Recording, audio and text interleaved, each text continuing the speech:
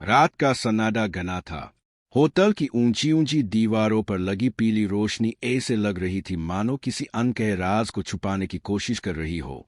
उसी कमरे में, जहां बाहर से सब कुछ सामान्य दिख रहा था, अंदर दिलों का तूफान उमड़ रहा था। आर्य बिस्तर के किनारे बैठा था, उसकी आंखों में बेचैनी और होठों पर अधूरी बातें। सामने बैठी थी अन्नू, वो लड़की जिसके बारे में दुनिया कहती थी कि वह मौके परस्त है, चालाक है और अपनी मंजिल पाने के लिए किसी भी हद तक जा सकती है। लेकिन आर्य की आंखों से उसे देखने पर एक बिल्कुल अलग तस्वीर बनती थी। आर्य के दिल में कई सवाल थे। क्या वाकई अन्नू वैसी है जैसी लोग कहते हैं, या फिर वो सिर्फ हालात की शिकार है? क्यों हर बार जब मैं उसे देखता हूं तो दिल में कुछ अलग ही महसूस होता है? उसके जहन में बार बार वही रात घूम रही थी, वो रात जब वह और अन्नू होटल में एक साथ थे। आर्य जानता था कि अगर वह चाहता तो हालात और भी बिगड़ सकते थे, मगर उसने ऐसा कुछ नहीं किया। उसकी शराफत ने उसे रोक लिया। लेकिन उसी बात को लेकर अब जंडे ने अन्नू की इज्जत पर कीचड़ उछाल दिया था। जंडे की कड़वी बातें कानों में गूंज रही थी। अनु तो मौका परस्त है, शुक्र करो अपनी शराफत का। अगर उस रात तुम कुछ करना भी चाहते तो वो मना नहीं करती। उसके सपने इतने बड़े हैं कि वो सब करने को तैयार है। उतना सुनते ही आर्य के भीतर का ज्वालामुखी फट पड़ा। उसने बिना सोचे समझे जंडे के गाल पर एक जोरदार तमाचा जड़ दिया। होटल के लॉबी में खामोशी छा गई।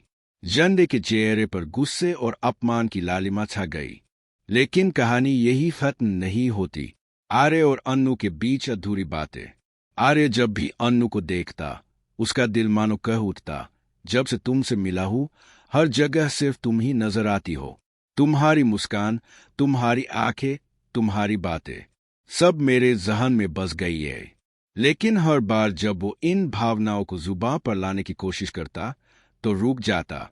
नहीं, ये सही नहीं होगा। अगर मैंने ये सब कहा तो सब कुछ बदल जाएगा।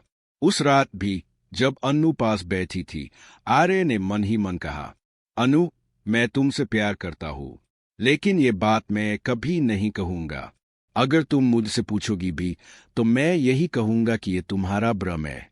उसकी खामोशी में भी अन्नू ने कुछ महसूस किया। जब आर्य नींद में करवट बदल कर लेट गया, तब अन्नू ने हिम्मत करके धीमे स्वर में कहा, काश तुम समझ पाते आर्य, जो तुम महसूस करते हो वही मैं भी महसूस करती हूं। तुमसे मिलने के बाद ऐसा लगता है जैसे बरसों से तुम्हें जानती हूं, जैसे हम पहले भी कहीं मिल चुके हैं। इतना कहकर अन्नू उठने लगी, लेकिन तभी उसका दुपट्टा आर्य के हाथ में अटक गया। अन्नू पलटी। उसकी आंखों में हल्की सी मुस्कान थी और चेहरे पर एक मासूमियत। उस पल दोनों के बीच एक अजीब खामोशी छा गई। सुबह की कड़वी हकीकत। सुबह जब होटल से चेकआउट कर रहे थे, तभी सामने मीरा खड़ी नजर आई। उसकी आंखों में हैरानी थी जब उसने आर्य को अन्नू के साथ देखा। बिना कुछ कहे मीरा ने अपनी गाड़ी में बैठकर वहां से चली गई। आर्य कुछ बोल पाता, इससे पहले ही जंडे वहां आ पहुंचा। उसने अन्नू को रोका और ताने भरे स्वर में कहा, तुम्हें शर्म नहीं आती? सारी रात इस आदमी के साथ रहकर अब मासूम बनने की कोशिश कर रही हो? आर्य ने बीच में आते हुए कहा, बस जंडे, अब और बकवास मत करना। जंडे गुस्से से तिल मिलाया, लेकिन अन्नू चुप रही। उसकी आंखों में डर और अपमान साफ अयलक रहा था। घर में बवाल। जैसे ही अन्नू घर पहुंची, उसके पापा का गुस्सा फूट पड़ा। कहा थी तू पूरी रात एक फोन तक नहीं कर सकती थी? अन्नू सहमी आवाज में बोली, पापा, रास्ते में मैसेज आया कि मेरा ट्रांसफर कैंसिल हो गया है। मैं रात में लौट नहीं पाई, इसलिए होटल में रुक गई। वहां नेटवर्क भी नहीं था। पुष्पा ने खुश होकर कहा, देखिए ना, इसका ट्रांसफर कैंसिल हो गया। अब तो आप खुश हो जाइए। लेकिन उसके पापा और भड़क गए। ये कंपनी मजाक बना रही है क्या? जब तक मैं कहता रहा तब तक ट्रांसफर कैंसिल नहीं हुआ, और अब अचानक रास्ते में मैसेज आ गया। ये सब आर्य सर का खेल है। मैं उनका बहुत सम्मान करता हूँ, लेकिन इस बार मैं सहमत नहीं हूँ। अन्नू अंदर ही अंदर डर गई। उसने सोचा, अगर पापा को पता चला कि मैं होटल में आर्य सर के साथ थी तो वो आग बबूला हो जाएंगे। ये राज मुझे हमेशा छुपाना होगा। ऑफिस का तूफान। अगली सुबह ऑफिस में जंडे ने अन्नू को सबके सामने नीचा दिखाने की ठान ली। उसने ऊंची आवाज में कहा, अनु सिर्फ तुम्हारा फायदा उठा रही है आर्य। वो होटल में तुम्हारे साथ इसलिए रुकी क्योंकि उसे मौके तलाशने थे। अगर तुम कुछ करना भी चाहते तो वो मना नहीं करती। वो कैरेक्टरलेस है। ये सुनकर वहां सन्नाटा छा गया। आर्य ने जंडे की तरफ देखा और बिना एक पल गवाए उसके गाल पर दूसरा तमाचा जड़ दिया।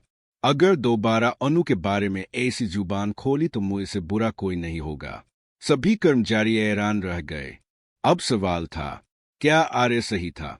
क्या जंडे को यह तमाचा मिलना चाहिए था, या फिर अनु सचमुच वैसी थी जैसी लोग सोचते थे? यह कहानी यही नहीं रुकती। इसके आगे और भी बड़े राज खुलने वाले हैं। मीरा की गलतफहमियां, पापा का गुस्सा, ऑफिस की साजिशें और आर्य अनु का अधूरा प्यार।